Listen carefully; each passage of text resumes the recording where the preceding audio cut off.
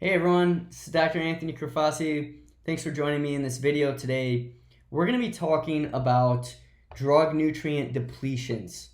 Now, I brought this chart here, and by the way, if you're tuning in on YouTube, please subscribe, and if you're watching on Facebook or other social media, please make sure you like and share this information. There's many people who really don't know about any of this information, and it's super important because there's so many people who are on medications, prescription medications today. Some people are on 3, 5, 10 different medications. We commonly see this in our clinic.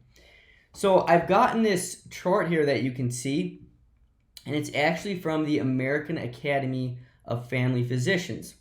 Now it says common drug classes, drug nutrient depletions, and drug nutrient interactions. So we're going to be going over some of these today and why it's so important.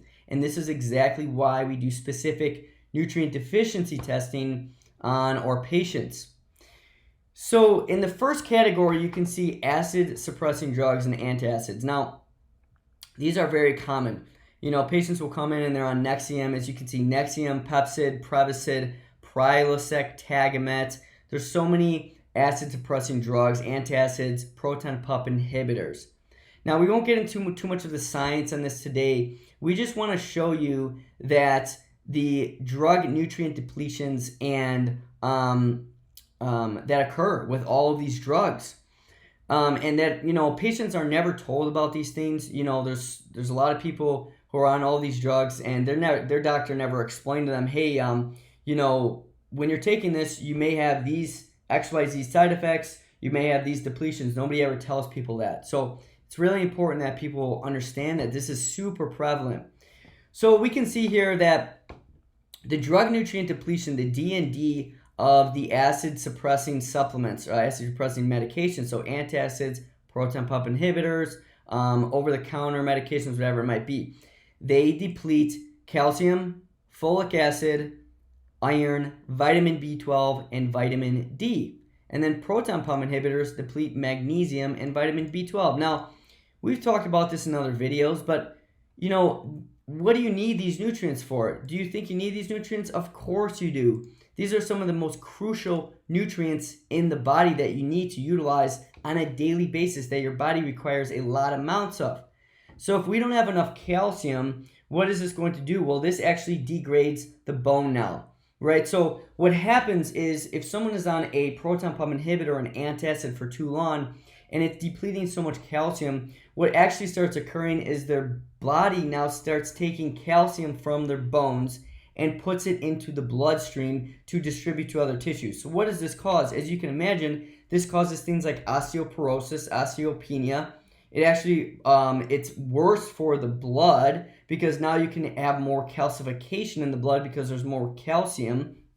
So bad things that we want to go down the line with that. We also look at folic acid. What do you need folic acid for? Well, in addition to prevent neural tube defects, if you're pregnant and you've been taking antacids, you need specific amounts of folic acid in order to prevent neural tube defects. These are essentially malformations of the skeletal system in the baby.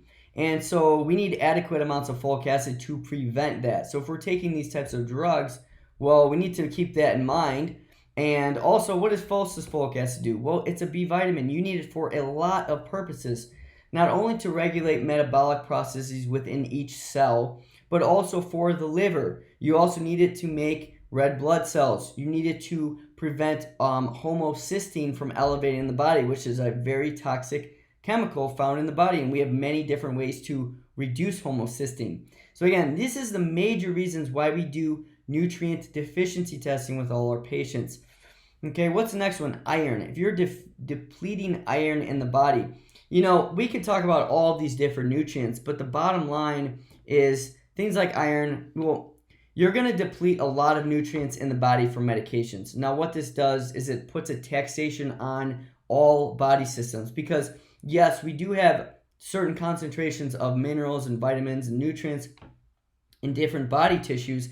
However, every metabolic process runs on specific nutrients as well. So just to run your body, you need adequate nutrient status. So if we're depleting iron, Well, you can obviously get anemias. You can get a lot of things from iron, vitamin B12. You can get neuropathies. You can get anemias from this as well. You can have high inflammation. There's so many things that can come from vitamin B12 and vitamin D. We do not want to deplete these things. And antacids and proton pump inhibitors, these over-the-counter blockers, we have different kinds. So H2, proton pump, antacids. We won't directly go into the mechanism, the specific effects, but you can see right away it's very important. And now the American Academy of Family Physicians here, they recommend supplementation for these, right? For if you're taking H2 agonists or proton pump inhibitors, to take vitamin B12 and magnesium. And that's all they say. But you can see here that it's depleting all these other minerals. So it's not uncommon to see patients who are on these types of drugs and have a lot of different health conditions because they're just depleting these minerals on a daily basis. Every single time they take the drug, they deplete these minerals. So this is one example as well too. And this is, again, we're talking about not just prescriptions. There's a lot of over-the-counter medications as well. Okay, so again, and just going up to the top, I'm not recommending this. This is just what they're recommending. Again, every patient, when we work with patients, every patient is different. So some patients might need more amounts, some patients might need less amounts. We're just going over the general idea so you can get an idea that all prescription medications deplete some nutrients in the body, and all of these you need in adequate amounts. So the next one we can look at really quickly is antibiotics. Okay, everybody's taking antibiotics. Antibiotics are massively overprescribed unnecessarily, oftentimes for viral infections, which the antibiotics, again, are not treating. So what are these? Amoxil, Bactrim, Sector, Cipro, Levaquin, and so many different types of antibiotics. Okay, again, antibiotics are used to treat bacterial infections. Remember that. So most often, the flu virus is a virus. You can't treat a virus with an antibiotic. It doesn't work. So not only are you going to wipe out all of the beneficial bacteria in your gut, but you're also going to end up with a lot of nutrient depletions. As we can see here, again, antibiotics deplete calcium, magnesium, potassium, as well as certain B vitamins, B1, B2, B3, B5, B6, B9, and B12. Nearly all of the B vitamins you're going to deplete with antibiotics. And vitamin K, because also what occurs? Well, in your gastrointestinal tract, mostly in your large intestine, these B vitamins and vitamin K are produced. So when you kill all the good bacteria in your gut, not only are you going to deplete it, you're going to kill all those nutrients, but you're going to kill all the bacteria that produce these nutrients and these vitamins and these minerals naturally. So now your body has to work harder and harder to actually get these back, right? And I mean, we see people who have undergone so many different rounds of antibiotics and steroids and all these other things. So, let's go down more. Antidepressants, we could go on all day for these. We have antidepressants, anti-epileptics, and these lists are, again, I do not think this is comprehensive. As you can see, they have some... there's always drug nutrient depletions. This is just one list, and I don't know exactly, we can look at where their sources are coming from, but again, very common here. Another super common one that we see is birth control. So these are oral contraceptives. Now, again, the drug nutrient depletions, birth control is famous for depleting folic acid, for depleting magnesium and vitamin B6, as you can see there. Now, we've talked about B vitamins, crucially important in the body, but magnesium is responsible for over 300 different metabolic reactions in the body. Okay, and so birth control destroys these, plummets them. So super important to just understand this. We can go all day on this. Blood pressure medications, ACE inhibitors, angiotensin converting enzymes deplete zinc, a super important nutrient.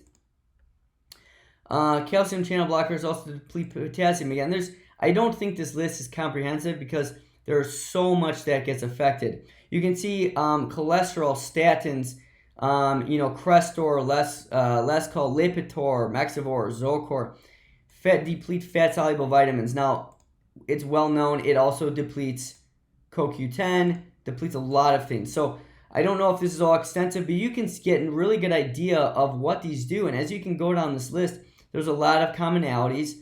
Corticosteroids deplete calcium, magnesium. Diabetes medications deplete folic acid, vitamin B12, and so on and so forth. You can see heart medications, digoxin, okay, diuretics, hormone replacement therapy. So you get an idea that the pharmaceutical drugs massively deplete a lot of nutrients. Now, this is the one thing that is often overlooked, especially with traditional healthcare, so the traditional medical model. If you go to see your doctor and you have a specific symptom, you're having a specific condition, they're not going to, attribute this condition to a nutrient depletion.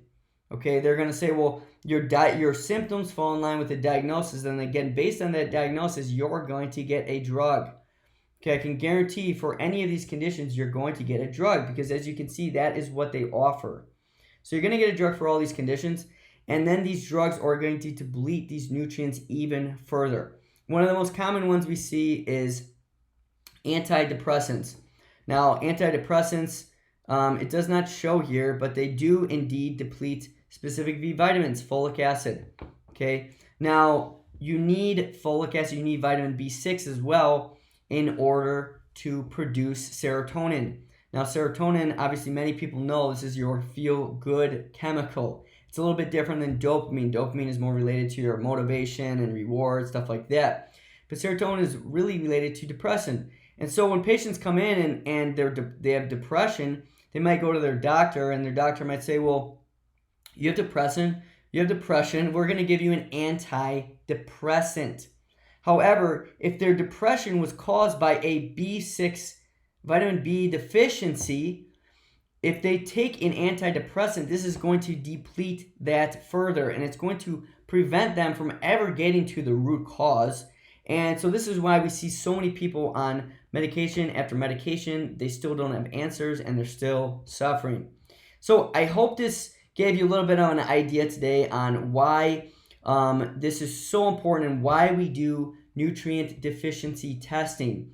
Because not only if you're on medications, if you have a health condition, if you're suffering from anything, we always want to look at specific nutrients.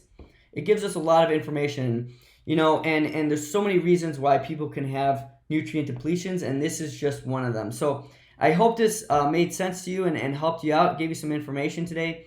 Again, if you're watching on YouTube, please subscribe. If you're on Facebook, other social media, please make sure you like this information, share it with people. As I said, most people have no idea about this type of depletions going on and this type of interaction. So it's really important, and it can really help a lot of people out. Again, our mission is truly to help out as many people as we can. So we want to do that as many ways as possible, and by sharing this, you can help us do that. So again, thanks for watching. I'm Dr. Anthony Crifase, and have a great day.